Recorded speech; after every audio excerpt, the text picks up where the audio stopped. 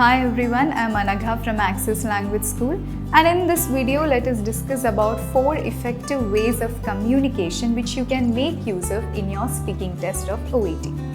The very first thing is start off your conversation or your communication by gathering the information as much as possible. Information in the sense all kinds of information which are required in order to carry out your role play. Second thing is, do not always ask close-ended questions. Always try to ask open-ended questions. Now, most of us have this habit of asking yes or no questions. This will not really help you out. So, always try to ask open-ended questions. Third thing is, always try to give information. Rather than gathering information, you should always try to give information. And also, try to show care.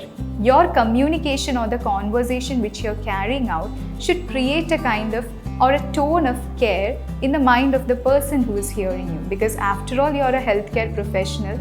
So healthcare, according to the profession of health, this is a fundamental emotion which is linked to their profession. So it is very, very necessary. So you need to show empathy or care in your conversation.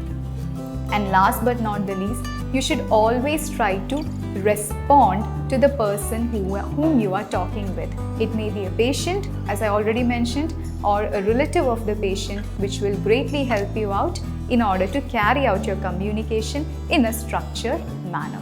So always try to keep these things in your mind next time you go for or you appear for your OET speaking test. I hope it was information and useful. Thank you.